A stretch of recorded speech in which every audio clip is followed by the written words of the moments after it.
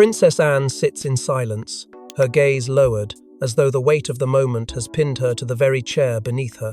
Cameras hum softly in the background, waiting for her voice, waiting for truth, waiting for something raw enough to break through the practiced poise she has carried her entire life. Then, almost imperceptibly at first, her shoulders tremble. "He didn't know I was there," she whispers, her voice cracking at the edges. "But I heard everything."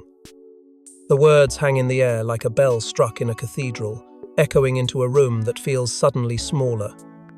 What did King Charles say in those final minutes before being wheeled into surgery? What confession, plea, or revelation was powerful enough to break the one royal known for being unbreakable? Why was it Anne, the most composed member of the family, who dissolved into tears when the world was not watching? Before we go deeper into what this really means for the royal family, make sure to subscribe so you don't miss a single update. There has always been something different about Anne. The public sees it, the press admits it, even the family reluctantly respects it. She is the silent backbone, the unwavering presence, the one who works, endures, steps forward without complaint. But what the public rarely sees is the bond she shared with her brother, a connection born not from duty, but survival. The two of them weathered the pressures of lineage like twin pillars holding up something ancient and heavy. Even in childhood, when photographers swarmed like shadows, when the crown demanded stillness, perfection, obedience, it was Anne and Charles who found solace in one another. That bond endured, even when the world changed, even when scandals shook the palace walls, even when crowns and titles separated their futures. So when Anne says she heard something meant for no ears, the words do not feel dramatic, they feel devastating. It wasn't just a private moment between siblings. It was a moment where the mask slipped, where Charles, stripped of regal command, facing the uncertainty of surgery and mortality, spoke not as king, but as a man afraid of what might come next. His voice, Anne recalls, sounded tired. Not weak-tired, as if decades of silence had finally worn through the last layer of composure. And when she heard him truly, heard him, something in her cracked. For months after the surgery, Anne refused to discuss what happened in that room. Not with aides, not with advisors, not even with family. The carefully rehearsed "everything is fine" statements flowed from the palace as usual. But those close to her noticed the quiet changes, the stilled hands, the distant answers, the way her breath sometimes caught when Charles's name surfaced in conversation. Her silence became its own kind of testimony, a quiet alarm sounding beneath gilded ceilings. Because whatever Charles said was not merely emotional, it was consequential, heavy, enough to alter balances, relationships, and perhaps even the future of the crown itself. And Anne, despite her lifelong discipline, has not been able to outrun the echo of those words. But to understand Anne's reaction, we must rewind to the hours leading up to the surgery that changed everything. No aides, no advisors. Just silence behind the gilded doors of Windsor's private medical wing. What happened in those final hours before Charles was wheeled away, pale and silent? And why was Anne the only royal allowed into that room until she wasn't? The palace was unusually quiet that day, almost unnervingly so. It wasn't just the weight of the impending surgery, it was the suffocating silence that surrounded Charles's private quarters, the sort of silence that vibrates with unsaid things. Scheduled calls were abruptly cancelled. Aides, who were once quick to brief the press, now avoided eye contact. The usual clatter of royal routine was replaced by a tense, sterile stillness. Something was wrong, and then came the message. King Charles would see no one except for Anne. She arrived without fanfare, dressed plainly, her expression unreadable. Security cameras would later confirm she entered the king's chambers alone at exactly 10:37 a.m., not emerging until 11:04, 27 minutes behind locked doors. No words exchanged before or after, just her swift departure and a single command relayed to staff. He is not to be disturbed again. From that moment, Charles was unreachable. Even Camilla, his wife, was asked to wait. It was this seclusion that sparked whispered speculation among palace insiders. Charles, who'd spent decades balancing public duty with private burden, was now retreating into himself. And not just emotionally deliberately, cancelled meetings with cabinet figures, ignored correspondence from senior church officials, a conspicuous absence from briefings on the state of the realm. It wasn't avoidance, it was preparation, not for surgery but for something else. What disturbed even the most seasoned palace staff was not the king's silence, but the strict instruction that no aides were to be present in his chamber, no doctors unless called, no guards beyond the threshold. This level of privacy was unheard of. It was Anne, and Anne alone, whom he trusted in those final moments of consciousness. And yet, when she exited, something in her had visibly shifted. Gone was the rigid, unshakable Princess Royal. In her place stood a woman shaken to her core, her eyes cast downward, her face pale. She avoided all inquiries and disappeared into her private quarters without so much as a word. Reports began circulating of Anne cancelling her own engagements shortly after, breaking royal protocol in ways she never had before. Those closest to her noted she became withdrawn, as if burdened with something she could neither share nor bury. Palace insiders claimed she barely spoke during senior family meetings that followed, except to utter one cryptic sentence, "You didn't hear what I heard." A line that chilled more than it clarified. So what exactly did Charles say? What passed between brother and sister that left the strongest royal visibly unmoored? The answers lie in that sealed, silent space, the sacred exchange before the anesthesia, before the veil of unconsciousness fell over the crown. And though Anne may have left that room with her lips sealed, the tremor in her voice days later would tell the world more than any document ever could. But what exactly did Anne hear? What were Charles's last words before the anesthesia claimed him? He said it once, but it keeps echoing. Anne recalls, tears welling. He whispered, "Don't let William see this." What was this? And why would Charles hide something from his own son and heir? It wasn't the words alone that haunted her, it was the way he said them. His voice, once confident and controlled, trembled with an urgency Anne had never heard before. There was no royal tone, no ceremonial flair. This was a man not speaking as king, but as father, as brother, as someone standing at the precipice of something irreversible. Anne describes him as dazed, not from medication, but from the gravity of his own thoughts. Almost prophetic in tone, he seemed to know that what he was saying might never leave that room, and perhaps that was his intent.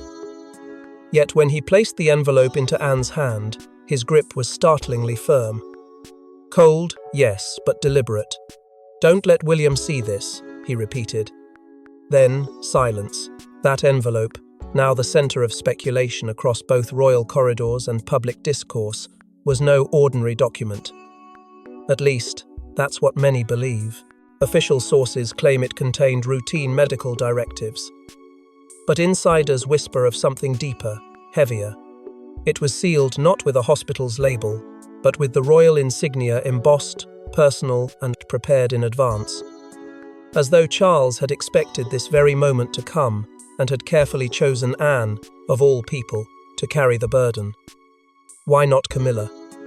Why not William? The answer, many believe, lies in trust, not in title. What unnerved Anne most wasn't the content of the envelope, at least not yet, but the intense fixation Charles had on William. In his final coherent moments, the name surfaced again and again. William mustn't know. Keep it from William. He won't understand. There was no anger in Charles's voice, only sorrow, like a man already mourning the reaction of the son who would inherit everything, except perhaps the truth. What could William not be allowed to see? What reality was Charles trying to shield him from? Or worse, what decision had the king made that he knew his son would never accept? Anne's reluctance to expand further only fuels the storm. When pressed, she offers no clarity. "He was protecting him," she says, cryptically, "even if it meant hurting the rest of us." That line alone sent royal commentators into a frenzy. Some believe the envelope contains a revelation that could jeopardize William's future reign. Others suggest it holds a secret connected to succession, legacy, or something even more unthinkable, something personal. But when asked directly if the contents would ever be made public, Anne's answer is chillingly resolute. Not while I'm breathing.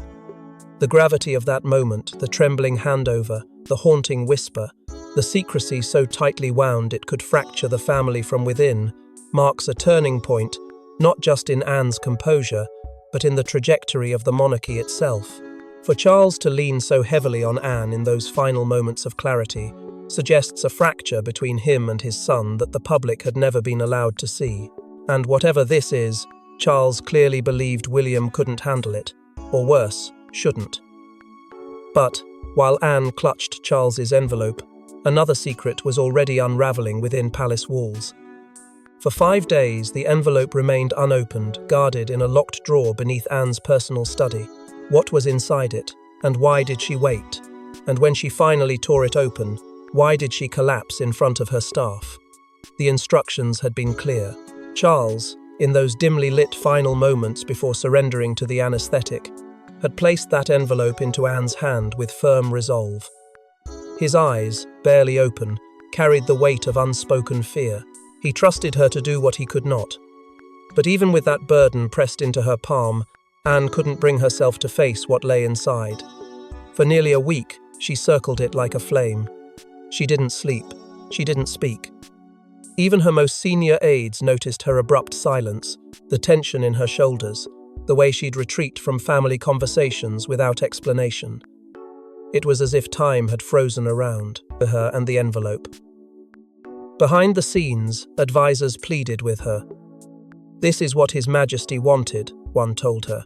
"You're the only one he trusted." But Anne's refusal to act wasn't out of rebellion, it was out of dread. Because deep down, she already knew that whatever lay inside that paper wasn't just personal. It was tectonic. The way Charles had looked at her, not with warmth, but with sorrow, had said it all. This wasn't a message of love. It was a reckoning. Her hands trembled as she approached the drawer late on the 5th night.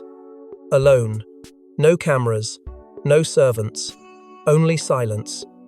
She opened it, and the world she thought she understood was gone in an instant. They say she gasped, that her knees buckled, that she fell not from weakness, but from devastation.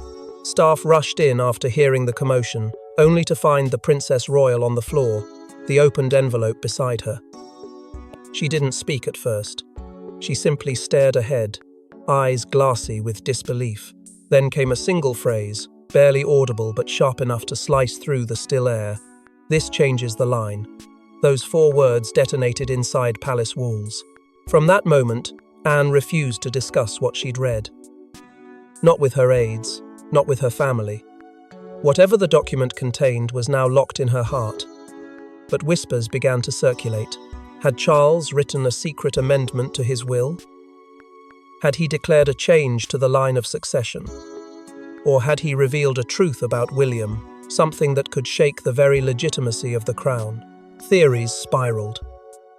Some claimed the letter referenced historical grievances that, if made public, could collapse public confidence in the monarchy. Others speculated it concerned Harry, his position, his children, even questions of legitimacy that had been buried for years.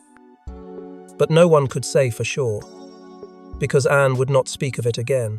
She became a fortress, silent, composed, but forever altered. And though the envelope now lay open, its contents remained one of the monarchy's most guarded mysteries.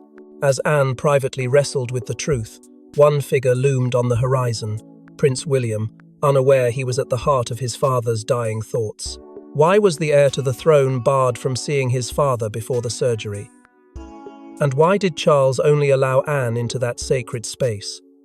Was it a final insult or a final protection? When William learned he hadn't been summoned to his father's side, the silence hit harder than any spoken rejection. It wasn't just a matter of royal procedure, it was personal. Deeply personal. The heir, the future king, the man preparing to one day wear the crown, had been kept out of the room. Kept away from the final conscious moments of the monarch he was meant to succeed. At first, aides tried to pacify the matter. They told him the king had been sedated earlier than expected. that the doctors had advised limited interaction, but none of it made sense. Not to William. Not to anyone who understood the significance of such moments in royal life. Then the truth began to surface. It hadn't been a medical decision. It had been Charles's own. Kensington Palace quickly went into damage control, insisting they were unaware of any formal instruction to exclude the Prince of Wales. But the whispers coming from within the Windsor corridors told a different story. Senior aides quietly admitted that Charles, even in his fading lucidity, had made one request with startling clarity. Anne only. He didn't want William to see him. He didn't want his son to look at him in that vulnerable, disarmed state. But why? What was he hiding? Theories began to circulate with terrifying speed. Some believed Charles was trying to protect his son from a truth too painful to reveal. Others claimed it was retribution for a rift between father and son that had festered far longer than the public ever knew. And then there were the darker murmurs, that Charles feared William's reaction to something that had already been set in motion. A decision. A document. A revelation. When William finally confronted Anne days later, it wasn't with rage, it was with confusion. Hurt. He asked her directly, "Why wasn't I allowed to see him?" But Anne, ever the fortress, gave no clear answer. She deflected, she looked away, and for the first time in their lives, the air between them turned cold. The closeness they once shared as siblings, framed by duty, but bound by family, fractured in that moment. William didn't press further. He didn't need to. Her silence told him everything. Something had passed between Charles and Anne that would never pass through him. What followed was a slow, almost invisible deterioration in their relationship. Public smiles, carefully curated photo ops, choreographed unity, but behind palace doors, a void had formed. Anne carried a burden William wasn't allowed to share, and he, the next king, began to question what had truly been taken from him in those final hours. Was it just a goodbye, or was it something far more consequential? But if William was left in the dark, another royal had already begun asking dangerous questions, Prince Harry. Hours after news of Charles's recovery surfaced, Harry placed a call to Anne, and what began as a check-in spiraled into a fierce confrontation. "What did you hear, Anne? What did he say about me?" It wasn't just concern that drove Harry to make that call. It was instinct. Something didn't feel right. He'd seen the headlines, heard the cautious optimism from Buckingham Palace, and yet, what caught his attention wasn't the king's physical recovery. It was the silence that followed. No official family statement, no personal word from Charles, not even a nod of acknowledgement from William. But what truly set Harry off was one line buried in a leaked palace update. Princess Anne was the only family member present before the operation. That detail, though small, triggered everything. Harry knew his father. He knew how deliberate Charles could be when he wanted to control a narrative, and if Anne had been the sole confidant in those final moments, it meant something had been said, something important, something not meant to reach him. The call began politely enough. A brief inquiry about Charles's condition, a thank you for being there. But Harry was never one to dance around suspicion. Within minutes, his tone shifted. The guarded calm turned to urgency. "He said something about me, didn't he?" he asked. Anne hesitated. And that hesitation told him everything. What followed was a storm of emotions. Anne insisted she couldn't share the details of what Charles had confided, that it wasn't her place. But Harry, already carrying years of bruises from a family that often treated him as an outsider, took her silence as confirmation of the worst. The past began bleeding into the present. Old wounds reopened. The argument turned raw. Harry accused her of gatekeeping truth, of protecting an institution over a brother. He demanded answers. He wanted to know if his name had been mentioned, and if so, how. But Anne, ever the shield, stood firm. "This isn't about you," she said. "It's about him, about what he needed in that moment." But that wasn't good enough, not for Harry, and certainly not now. What came next shocked even Anne. Harry, in a moment of visible pain, allegedly warned that if he wasn't given clarity, he would take matters into his own hands. "If I don't get the truth, I'll tell mine," he said. Whether it was a threat or a desperate cry for honesty, no one could say. But it left Anne shaken, and it set off alarm bells within the palace.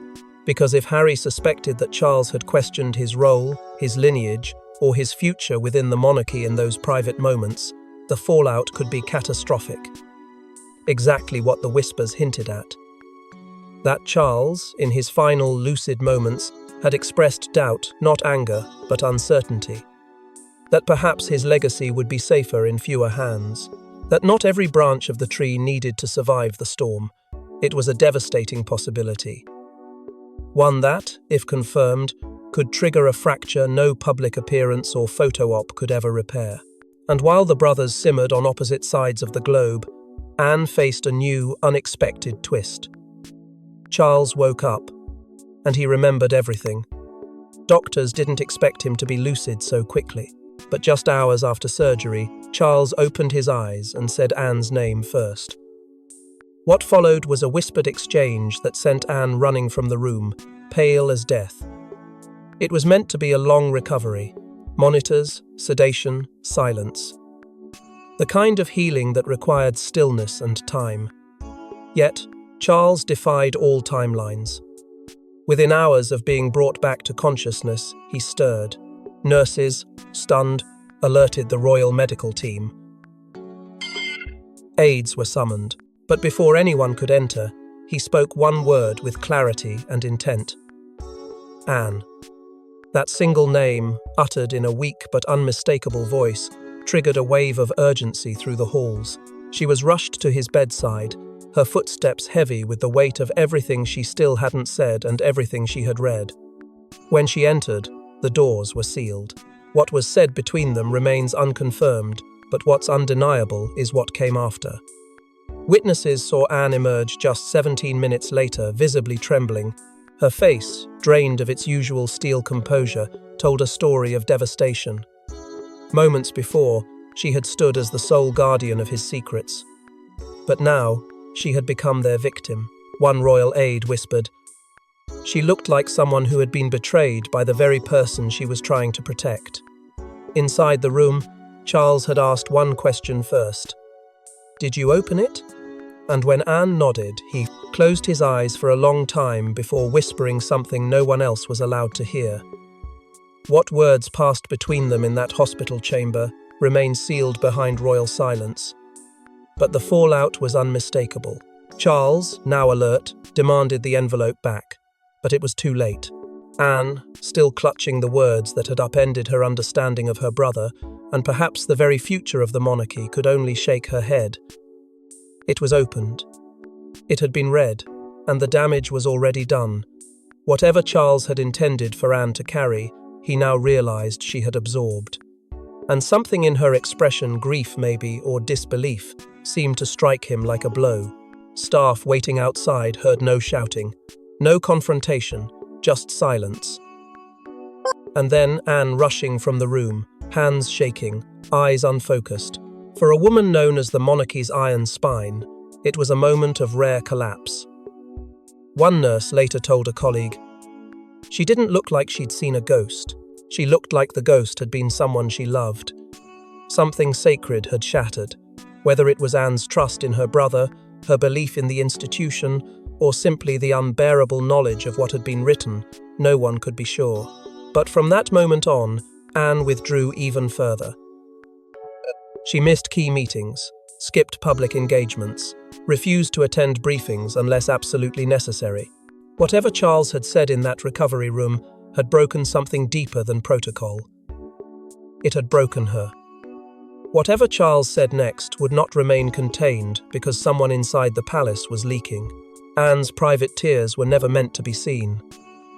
But a leaked video of her emotional collapse stunned the world and exposed the crown's deepest rift. Who filmed it? And why release it now? The footage was under 2 minutes long. Grainy, shaky, clearly captured without consent.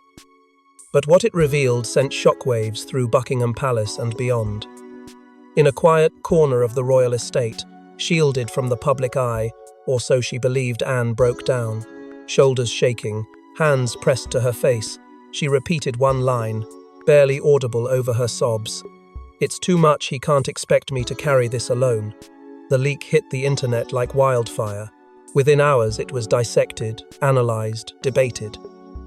And though the clip was swiftly scrubbed from official channels, the damage was irreversible. The world had seen something the firm never wanted exposed. Anne's humanity. Her raw, unfiltered agony. And more dangerously, her isolation. The question wasn't just why she was crying, it was who wanted the world to see it. Inside Buckingham Palace, panic spread. Phones rang off the hook. Lawyers mobilised. But the real alarm wasn't legal, it was personal. Someone had filmed her, someone close, and someone wanted her pain to become public spectacle. Was this a warning shot from within the royal ranks? A statement? A form of protest against the secrecy Anne had been forced to uphold? Or was it sabotage, deliberate and cruel, designed to destabilise what little control remained? Theories surged. Some pointed to a disillusioned staffer, one of the few who may have overheard fragments of Anne's whispered conversations or witnessed the envelope incident firsthand. Others believed it came from within the family itself, a move perhaps by someone tired of being left in the dark. But the most explosive theory suggested something more cunning, that the leak wasn't sabotage at all, that it was orchestrated by someone sympathetic to Anne. A deliberate act meant to shift public perception, and it worked. Almost overnight, Anne transformed in the eyes of the public. No longer just the dutiful daughter or the reserved royal, she became something else entirely, the silent protector. The woman chosen to carry a secret so unbearable, it broke even her. Across social media, headlines branded her the Iron Shield who finally cracked. Emotional op-eds praised her devotion. Support poured in from royalists and republicans alike. It was a rare moment of collective sympathy, and for a brief window, the cold walls of monarchy seemed human again. Inside the palace, though, it was anything but soft. Tensions flared. Investigations were launched. Trust disintegrated. Charles remained silent on the leak. William, still reeling from being excluded, allegedly demanded answers. And Anne, she refused to discuss it. Not the footage, not her breakdown, not the secret. Her silence now became not just a sign of loyalty, but an act of defiance. But as the world reeled from Anne's pain, the final twist came not from her, not from Charles, but from the will Charles, updated just hours before his surgery. Signed with a trembling hand, the revised will of King Charles III contains one final act of defiance, one that could reshape the monarchy forever. When Anne read its final clause, she gasped. When William heard it, he walked out. It was supposed to be routine. A standard legal document reviewed before surgery, a safeguard in case the unthinkable occurred. But nothing about this moment was routine. Against the advice of his legal counsel and the pleas of palace advisors, Charles insisted on making last-minute changes just hours before being taken into surgery. With his signature weak but determined, he etched into the record one final vision, his final say on the legacy he'd fought his whole life to preserve. The will, revised in haste but under full awareness, would become a loaded weapon, wrapped in protocol and cloaked in mystery. Clause 17 shocked even the most seasoned royal advisors. It outlined the delivery of a sealed letter, to be opened only in the event of Charles's death, not by the legal executor, not by William, but by Anne, alone. The implications were staggering. For a monarch to place a private, posthumous communication solely in the hands of one sibling, bypassing both his heir and his consort, suggested not just secrecy, but something more intentional. A coded confession? A correction? A confession of guilt? No one could say for sure, and Anne refused to confirm or deny its contents. But it was Clause 23 that sent tremors through the palace. In it, Charles directed a shocking redistribution of titles, estates, and assets far beyond ceremonial roles. Certain duchies were placed under Anne's stewardship. Others, once expected to be passed directly to William, were rerouted or dissolved entirely. Harry's name, meanwhile, was nowhere to be found.